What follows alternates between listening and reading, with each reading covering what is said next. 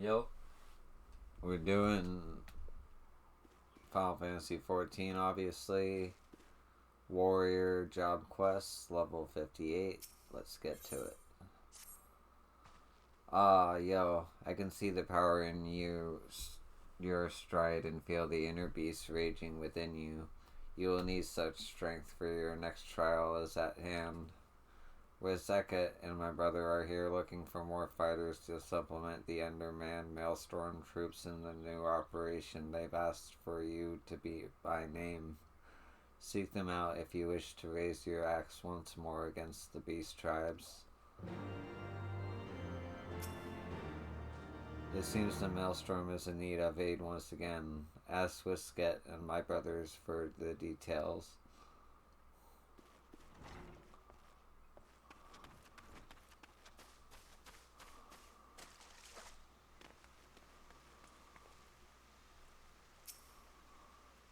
I need the aid of a couple good axes once again.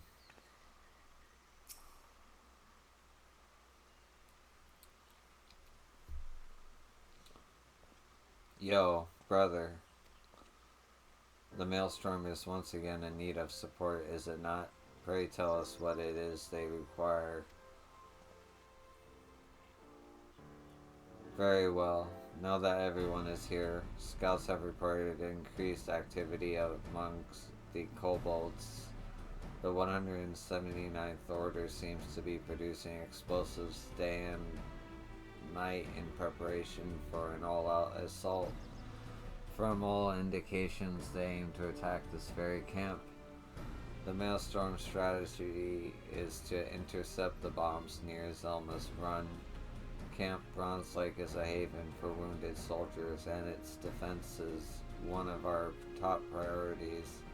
If we had 2 legendary warriors by our side, our success would be all but assured. Zelma's Run is barely wide enough for one cart to ride abreast. If I were to lose control, none would be able to escape the beast's wrath. On the contrary, brother, this battle will give you the chance to once again assert your dominance over the beast within.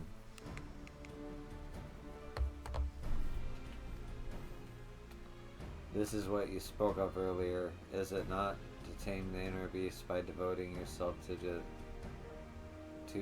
defense of your allies?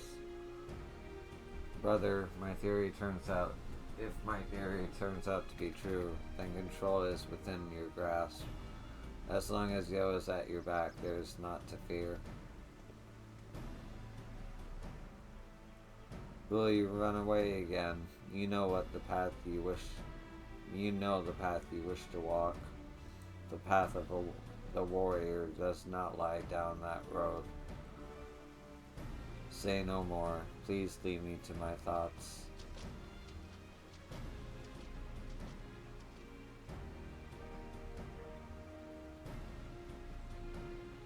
Well, we've not much time for hesitation. The storm captain awaits near Zelma's Run and will be departing shortly. Yo, if you decide to join the fight, pray tell Curious George. If anyone can rouse him from his slump, it's you.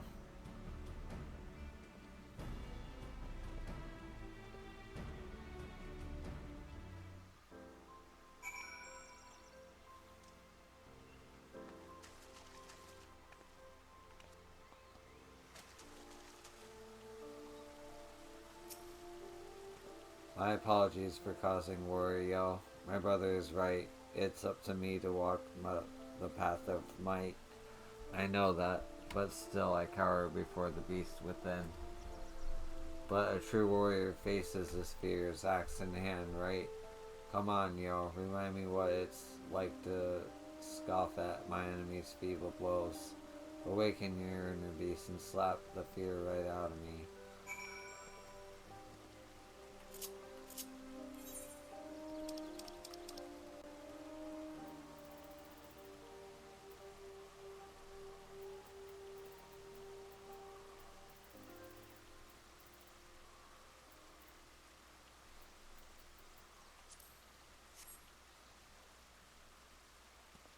God's damn, what a blow.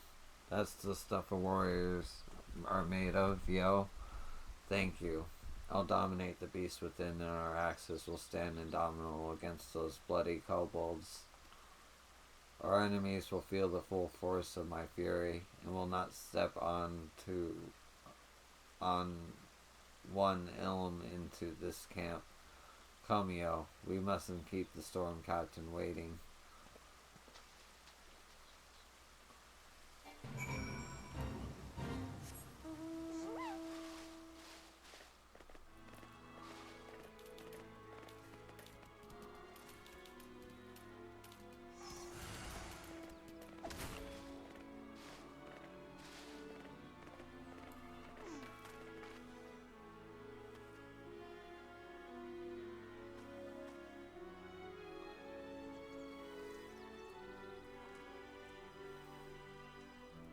Man, these guys were around since way back when, huh?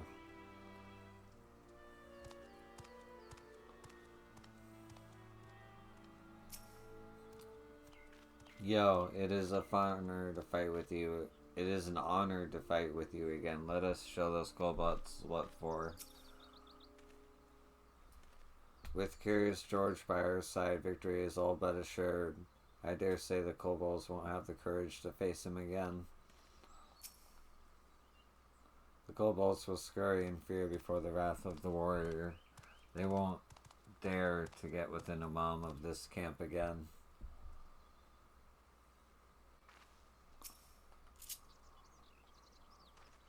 Yo, that both of you and Curious George will be aiding us brings me comfort. Camp Browns Lake could not ask for a more stalwart defense. Our strategy is to intercept the kobolds at two separate locations in Zelma's Run. We'll split into two groups, with one warrior protecting each one. Yo, we'll be dispatched to the eastern side. Nary a single kobold will make it through with your fury alongside us. Curious George will be in charge of the western side's defenses.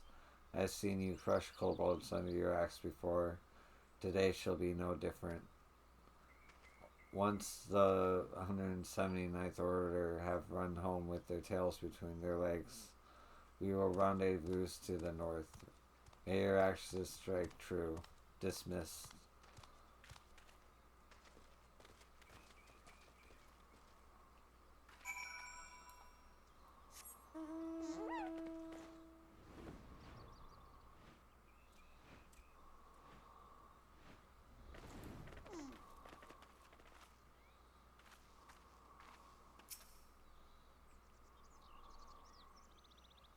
God damn it, I walked right into their ambush.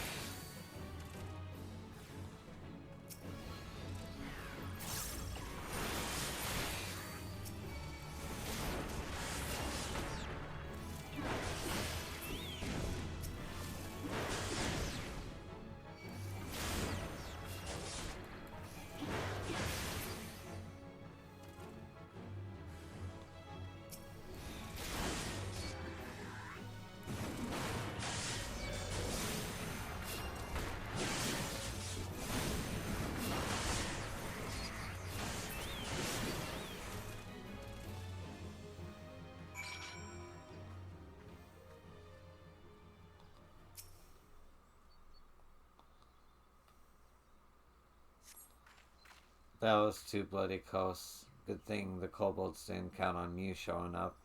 It looks like the eastern side is clear. Curious George and the others may need our help. Hurry, yo.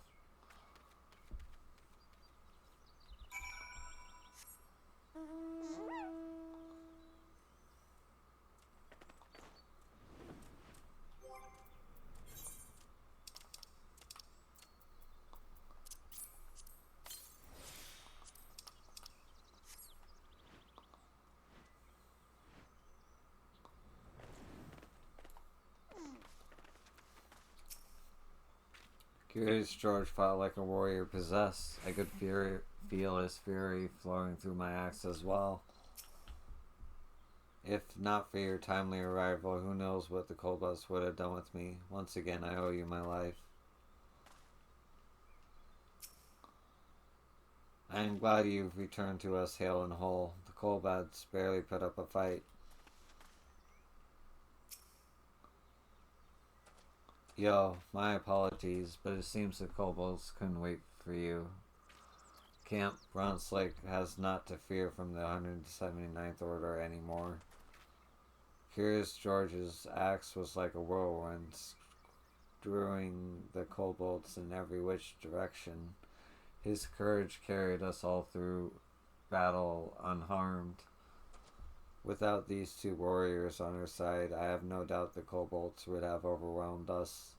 I will be submitting a detailed report of your heroism to Wellsket and Maelstrom Command. You have fought bravely today. Let us return home for a well-deserved rest.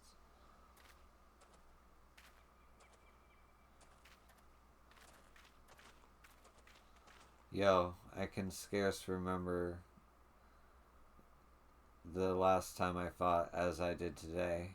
I swung my axe with abandon, but I was free from the inner beast's grasp. It was just as my brother said. By pouring my strength into my defense of my allies, the beast within was tamed. However, kobolds are hardly a true test of one's prowess. If the fight has been against a more worthy foe, or if circumstances had been more dire, although today's battle was heartening, it's too early to say I've subdued the beast. I'll return to Camp Browns Lake to rest. Yo, let my brother know of our victory here.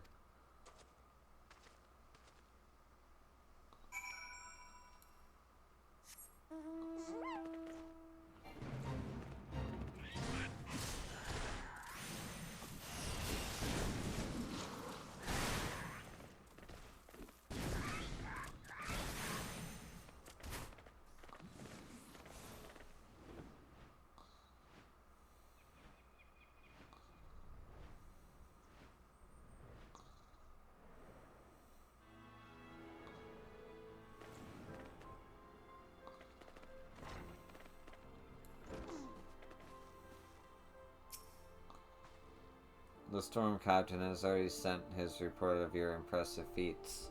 Broken Mountain will be eager to hear of his brother's heroism.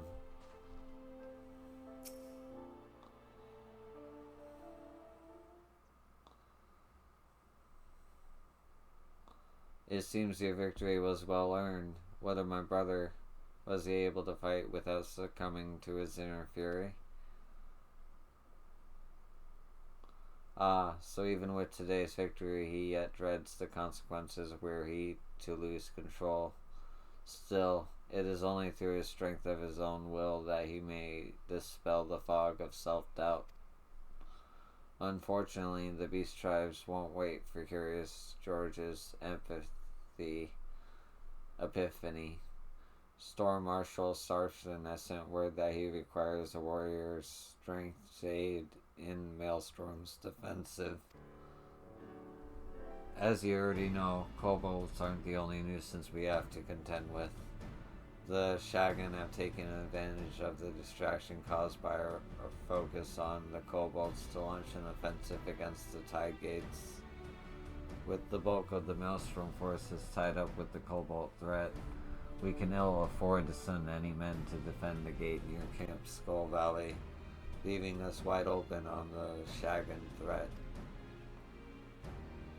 Yo, if the strength of a warrior were to see the people of Limsa Lamonza safely through the storm, then mayhap the glory of our ancestors would be restored, and all across the area would know of us as guardians instead of brutes.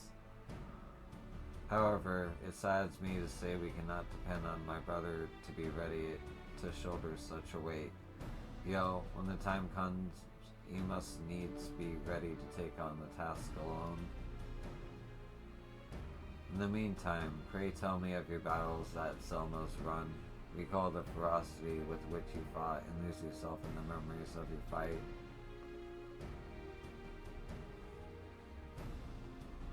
As before, your inner beast is roused, and another technique of Eld is at your disposal. Your progress is encouraging. Continue on this path. Continue to challenge the limits of your mind and body, and victory in the battles to come is assured.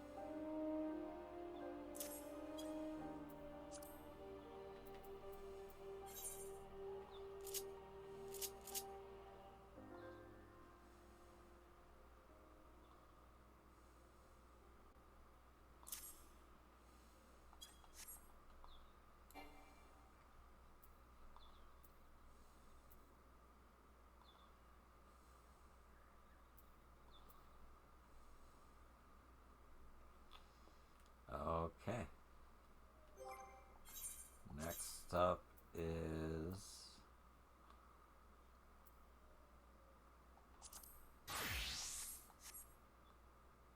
yeah, pictomancer.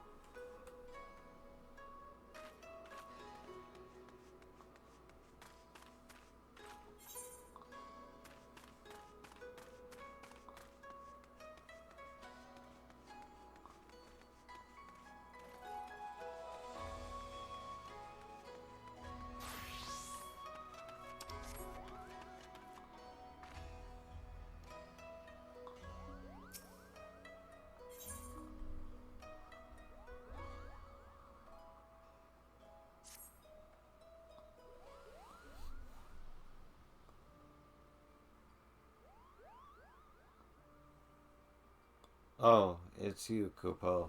What is it? I wanted to see how you were faring.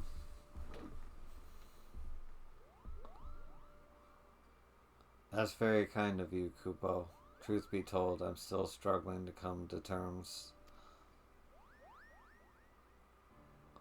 If Bruno has truly left the world, it means that I wasn't too late. Thank goodness. If only, Kupo. If only. Oh, it's you, Mr. Art Dealer. What brings you back to us? I've concluded my business here and shall be returning to Olda. But before I take ship, I wanted to speak with you again. 'Tis plain your friend's fate weighs heavy on your mind. If you wish to know the truth for a certainty, I should be glad to introduce someone who deals in information. You think this person would know what became of Bureau? Oh yes. This man makes it his business to know everyone else's in Olda. At the very least, he should be able to tell you if your friend yet lives. He also happens to owe me a favor. I shall personally ask him to assist you. Once you have arrive in Ul'dah, head to Emerald Avenue and look for a respected man with a self-satisfied grin. That will be him.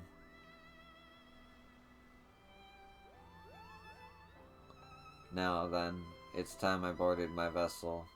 Farewell, my friends, and best of luck in your search for the truth.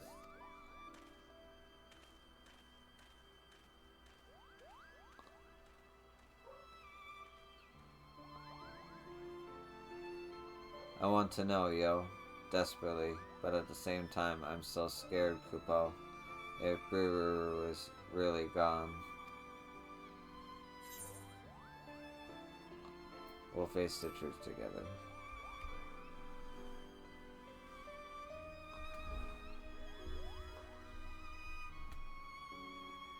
Shining the light of hope on for me, are you? You've grown so much a pictomancer. As a pictomancer, thank you. With you at my side, I feel I can press on and face whatever comes, Kupo. Right, let's head to Ul'dah. We'll do the same way as the journey here. You teleporting with me in a sack.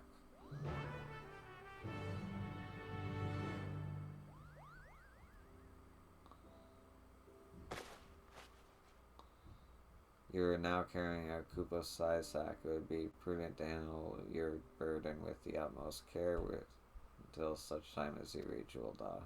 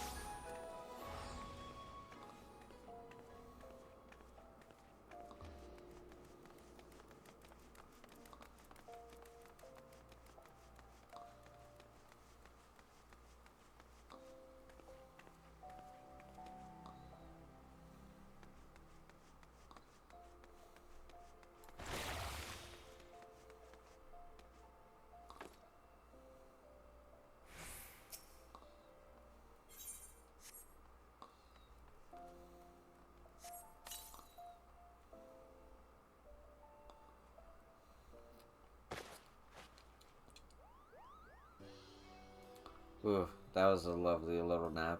And just like that, we've arrived. The towering cityscape, the dry desert air mingling with the scent of Gil. There's no mistaking Ul'dah. Now then, we should find the fellow who deals in information, Kupo.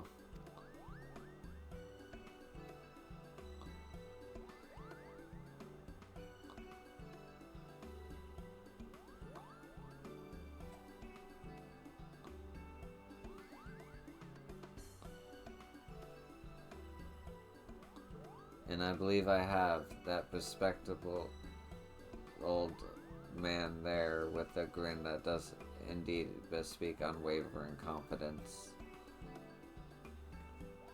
Hey, this guy. Well, if it ain't the pair the art dealer called about, you could tell who we are just like that. You really do know things, Kupo. Well, that's true enough, but to be fair, I'd have to be blind as a bat to miss a Mongol traveling with the savior of the bleeding realm and then some. I understand you're looking for a friend. That's right, her name is Biru, and she was last seen in Ul'dah. If you know anything about what became of her, you must tell me, Kupo. Don't get your palm in a twist. I'll oblige your bruising curiosity. It was about half a year past that Biru came to Ul'dah. She brought with her 8 of Janqueline Toque's paintings, which she put up for sale. She sold a lot within a matter of weeks, and with the small fortune she made, she went and bought herself accommodations at the auxiliary. No, that can't be right. Afraid it is, my furry friend. Now, it bears stressing that being interested in the city is not an inexpensive proposition. Hardly surprising given the limited space what's left. But she made the donation to the ossuary up front in full, an amount most folk never see in their lifetimes. What did she do after that? That remains a mystery. Her room at the inn was found neat and tidy. You wouldn't have known she'd been there if not for some personal belongings left behind. Among those of greatest interest was a set of traveling gear, a coin purse containing the payment for the room, and a letter that said she wasn't coming back. Finding it all a bit odd, the innkeep called the brass blades to investigate, but the evidence led him to conclude that she was voluntarily missing and likely dead by her own hand. Then Brewer really is gone. That's what they think, but who's to say, eh? There's only one way to be certain, I reckon. According to a priest who oversees burials, Brewer's coffin is stored in Eric's burial chamber over by the ossuary. You'll have to open it up and see what's there or it isn't with your own eyes. I'll go there at once, Kupo. Oh, and off he flies. You should go after him. Depending on what's waiting, he'll need support.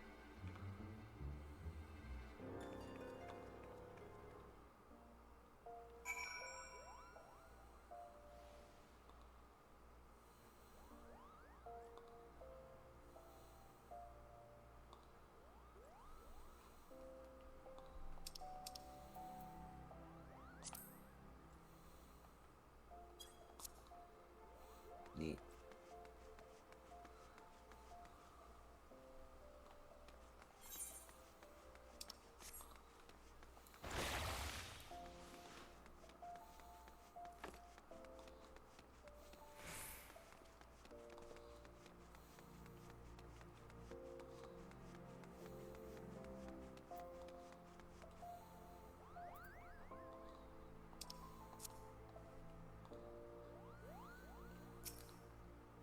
I'm sorry, but that is out of the question. I beg you, Kupo, it would only be a little peek. That does not make it any less an act of defilement. We cannot allow you to disturb the dead. Yo, this priest says we can't check Bureau's coffin. Please explain the situation to him. So that is the way of it. While I am unsympathetic to your plight, a coffin may only be opened in exceptional circumstances and with the permission of family, which you are not. I'm sorry, but I must ask that you leave me in peace. I have my hands full with other pressing matters. Oh, and what matters might those be, if I may ask? In order to address the shortage of burial space in the city, works have been underway to expand Eric's burial chamber downwards.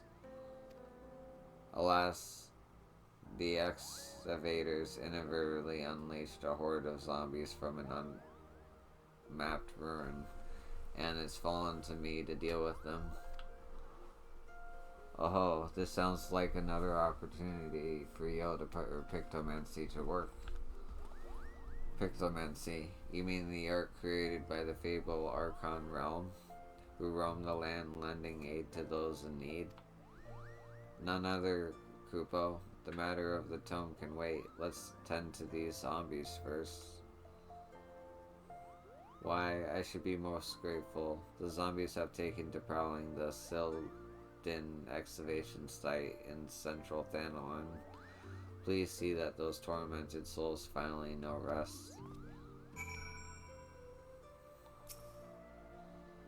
Those zombies will be no match for your brushstrokes, Kupo. You will not have difficulty locating the zombies at the Sildin excavation site. Grant them the peace they deserve, please.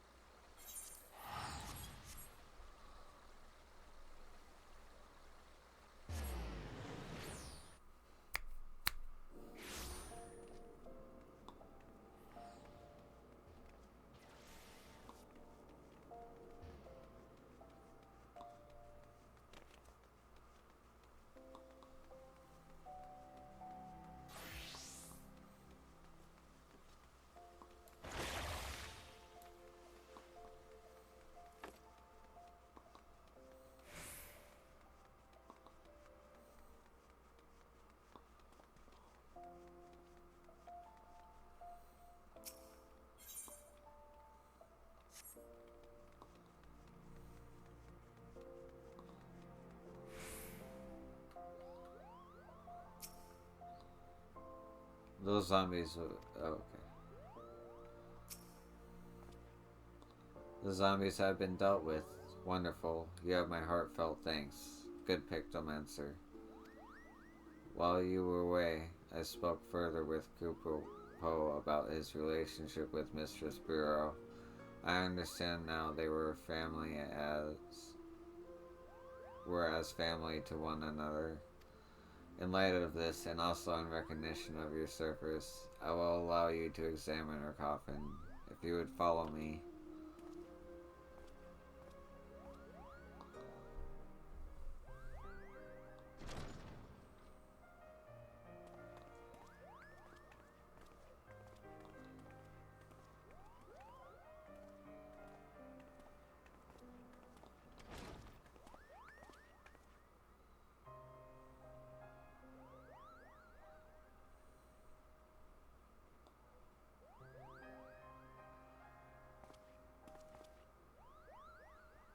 This is the one. If you are ready, I shall open it.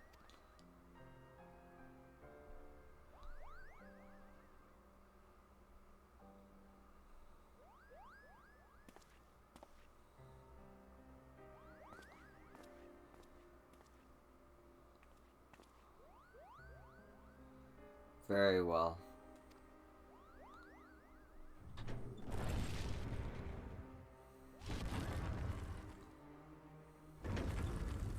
Please, please don't let it be her.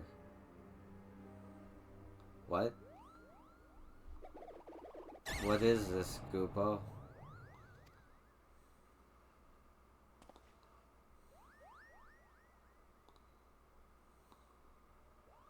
A painting.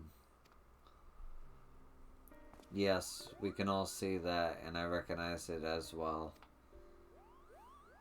This is Jankani equals final work, the ephemeral palace. Why was this painting in the casket? And if Bureau isn't here, then where could she possibly be? I'm afraid no one in the order knows where she has gone.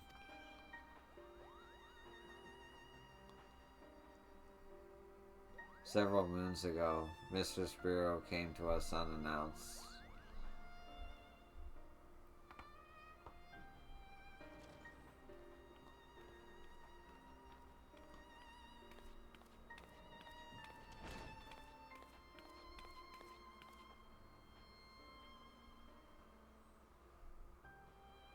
Pardon me, is anyone there? Greetings, my child. Are you come to pay your respects? No, I was told I could purchase a tomb here. Tombs are bestowed upon pious souls who make a donation, yes. Oh, I see. In that case, I wish to make a donation. My master's paintings fetched a high price, so I believe I have sufficient funds. Would it be possible to have a tomb prepared immediately?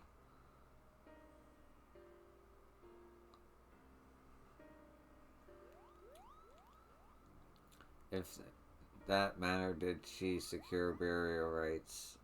In that matter did she secure burial rights? And so we set about making the necessary arrangements. When all was in readiness, she requested a moment alone in the chamber, so I waited outside the entrance.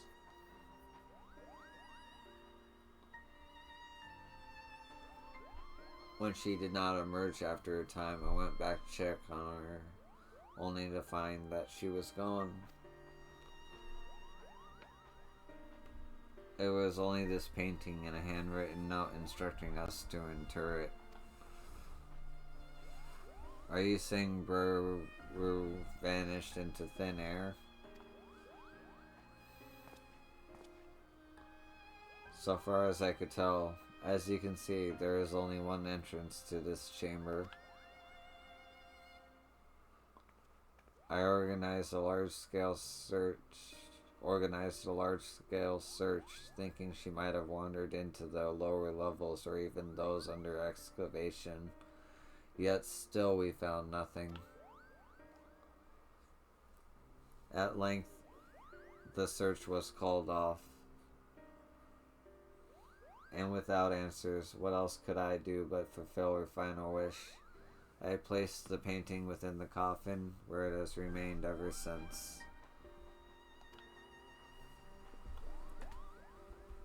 Courier sir, Kupo. That is everything I know. I am sorry I could not tell you more. Now, if you would excuse me, I must return to my duties. Yes, of course. Come on, then. Let's head back outside.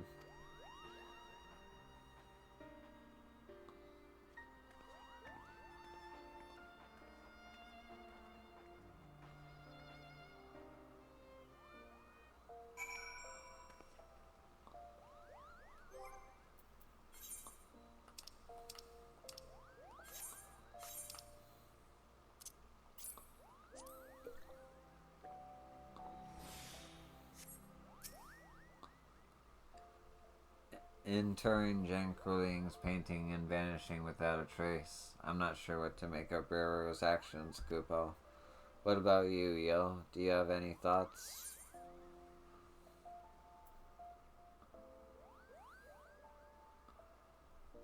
Her painting must be the key to the puzzle, it seems. I hope so, Kupo, because if the painting can't help us find answers, then I have no idea where we go from here. I suppose it's back to the search. I'm gonna take some time to ponder things to see if I can't think of other leads to pursue. Meanwhile, please continue to train. Think colorful thoughts. Keep your brush arms supple. And come find me when you feel your artist's aura has grown further, Kupo.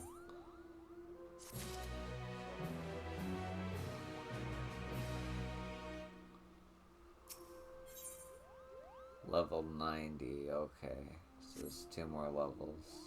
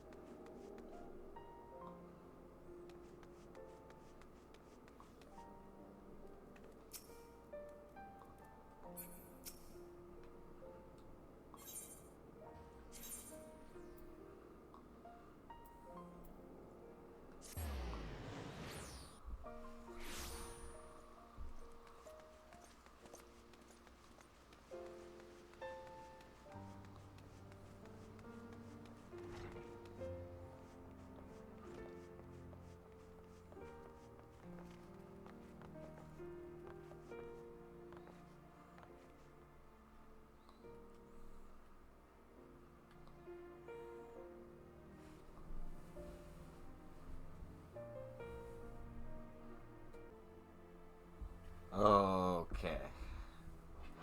Back to it.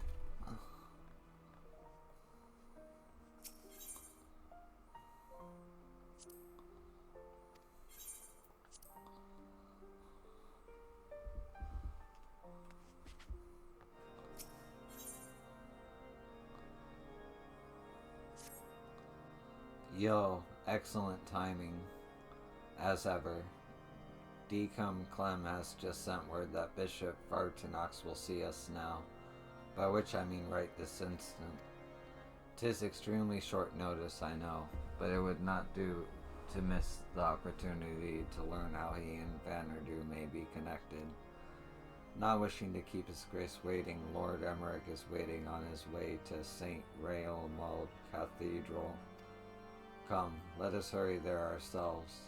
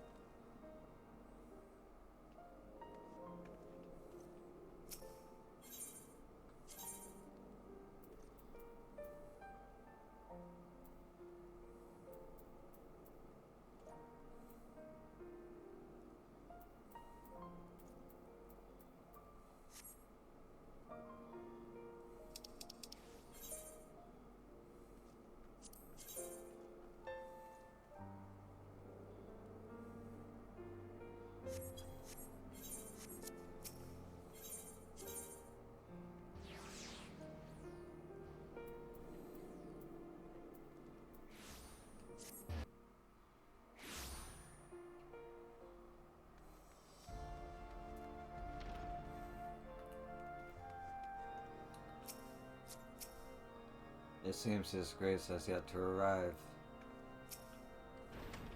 Ah, yo, full glad am I that you could join us.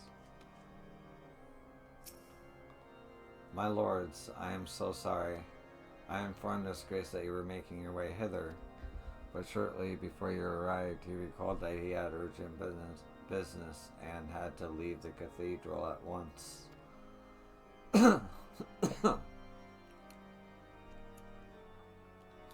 He cannot have yet gone far, though, so if you wish to search for him in the hopes that you can still steal a moment of his time, to grant us an audience only to depart with such haste, what business could be so pressing?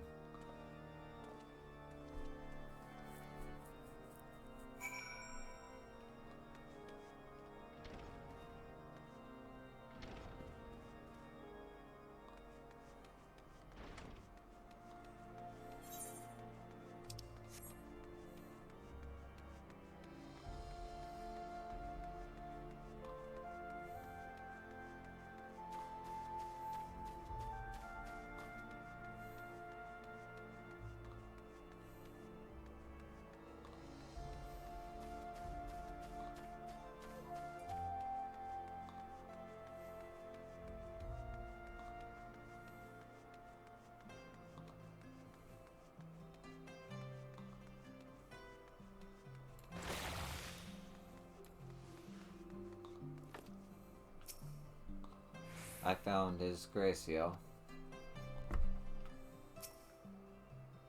Well now, that even the savior of Ishgard should be here. Your Grace, perhaps 'tis simply our misunderstanding, but we are under the impression that you had granted us an audience.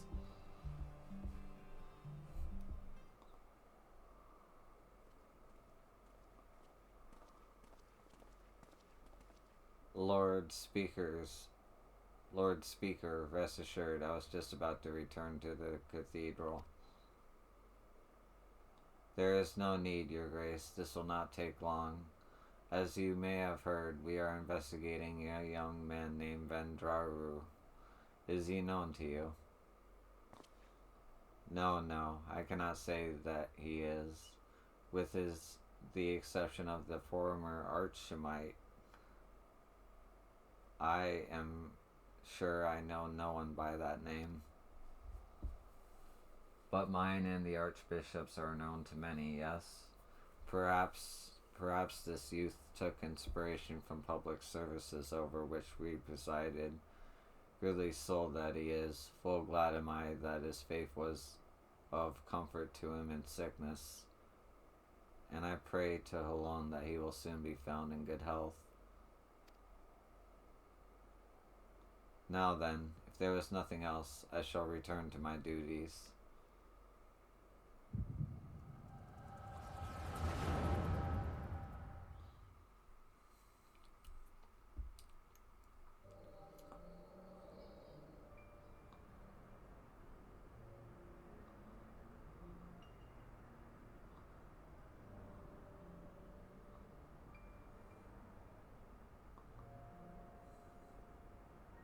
Fear not, Your Eminence, I shall carry on your legacy.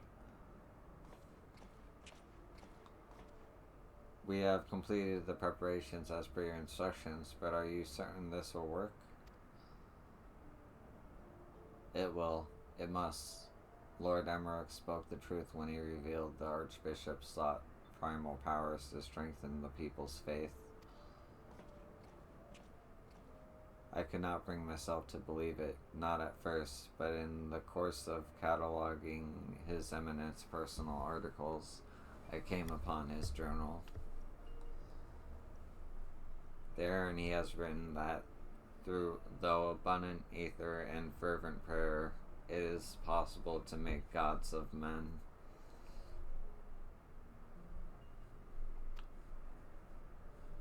All the power we require lies in this place, this as Leah, by channeling the essential elements into the soulless flesh and sword we found.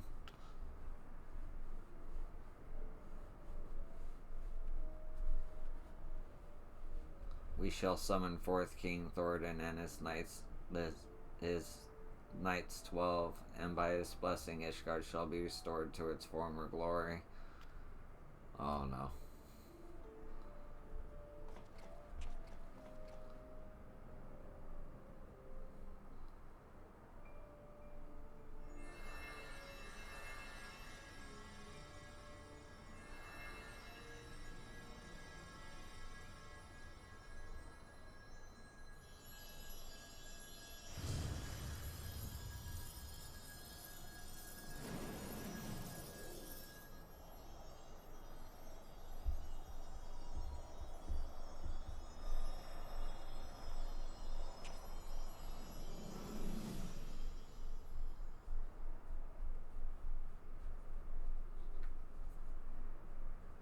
What is this? It's just an ordinary man, scarcely changed from before.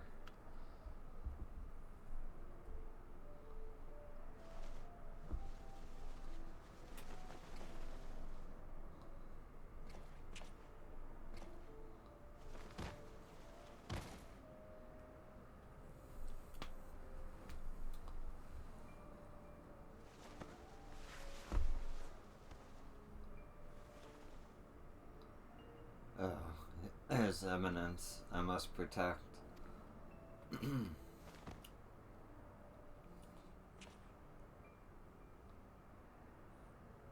No, no, this isn't right. Confound it, perhaps I overlooked something. I must return to the Holy See and review the journal. Your Grace, what shall we do with this thing? Leave it. 'Tis a failure without use or value. The denizens of this place will deal with it soon enough.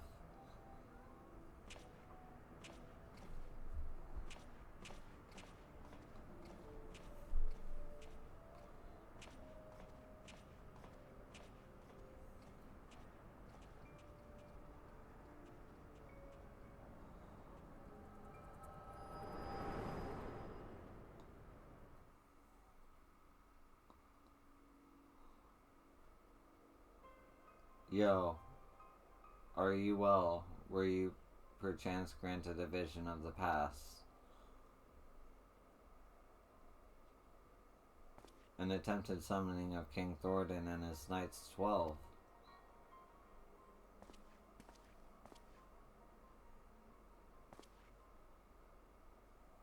Your Grace, you should know full well that summoning is strictly forbidden. You will accompany us to the congregation and explain yourself.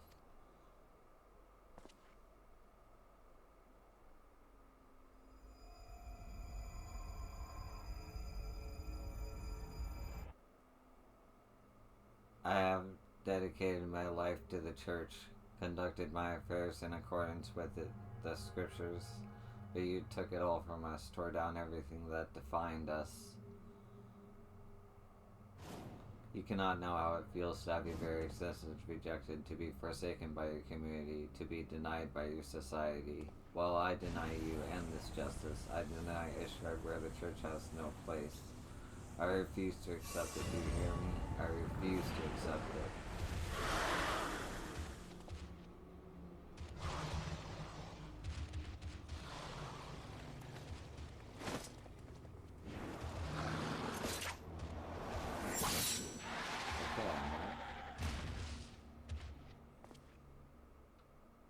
Your Grace, no.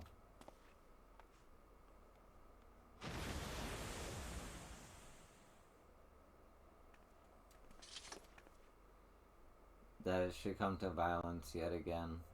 Would that your hand not have been forced, my lord.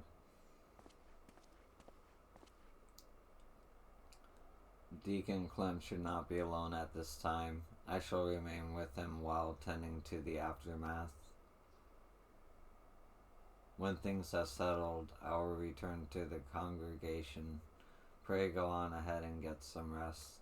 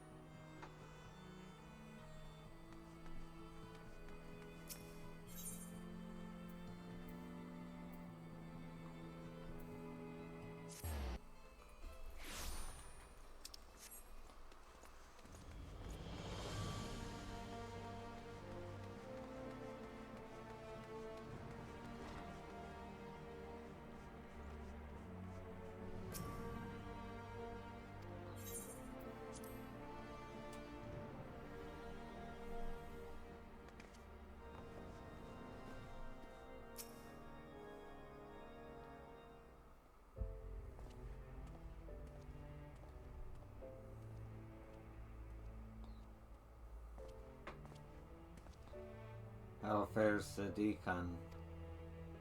Well enough given the circumstances. Though understandably shaken, he is more determined than ever to help his fellows. Truly, he is possessed of a stout heart. But to think that even a member of the synod could succumb to despair and turn. The crisis gripping the church is far graver than I had imagined. In pushing for such an abrupt separation of religion and state, we may have exuberated the growing divide between the clergy and the general populace. Yo, will you recount in full that which you witnessed in your vision?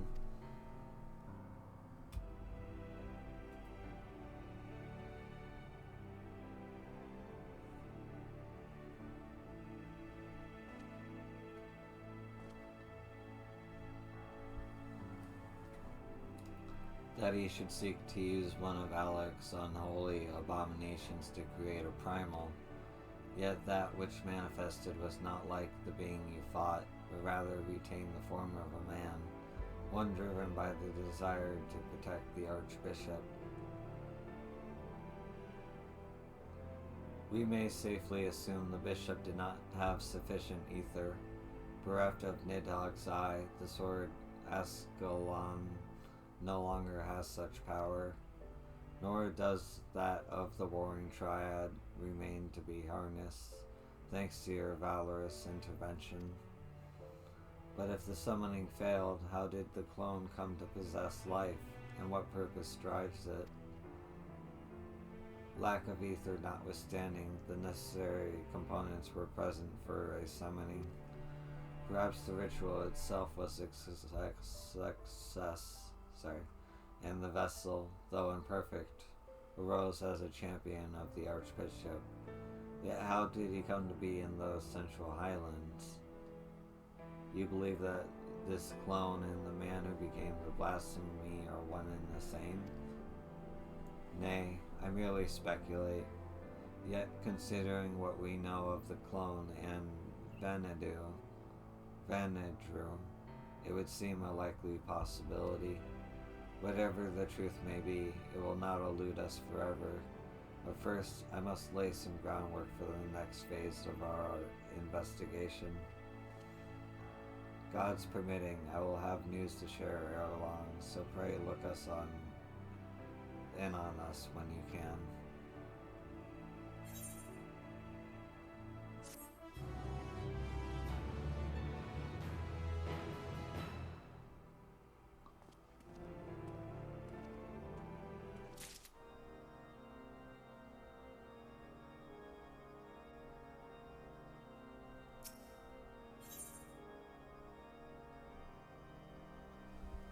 Oh.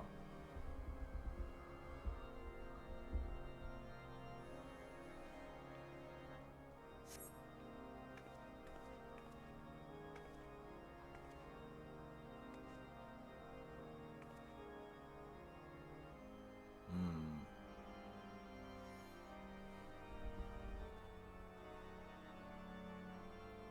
17 minutes plus 40, 57. Yep. That's the end of the video. But I will catch you in the next one.